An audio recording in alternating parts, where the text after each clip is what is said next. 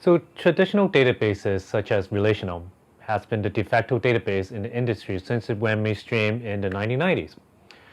It was designed to provide transactional consistency across core business data, which works well for applications that typically have strict business rules. So an example of this is, say, like a wire transfer between two accounts. You won't want the bank to mess that up. So transactional consistency ensures that a series of actions in a system are carried out completely and correctly or just not at all. And this prevents the system from ending up in an unpredictable or erroneous state. And as a result, users can trust the system to maintain its integrity even after a lot of complicated action. However, shortly after the internet went supernova in the early 2000s, developers discovered that it was hard to distribute data to more and more external systems. Well, this is because applications that use traditional database were primarily designed for transactional consistency. And transactional consistency doesn't really scale well, especially at that internet scale.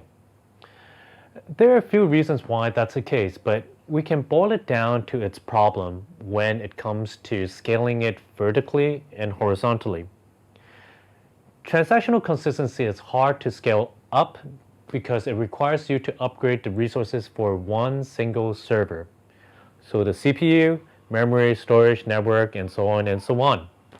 And since it gets progressively harder and harder to increase the resources for a single server, this means that there is an upper limit to how much it can actually vertically grow. And this can only be improved up to a certain point. Secondly, with only a single server managing your data, it also means that there is one single point of failure.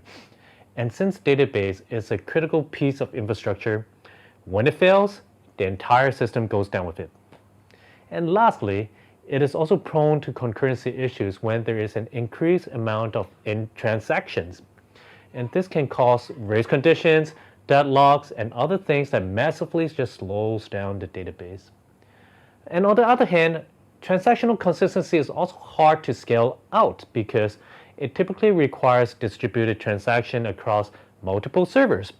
And this slows due to latency and extra round trips that's required between the servers to make sure the change can be executed consistently across all of them.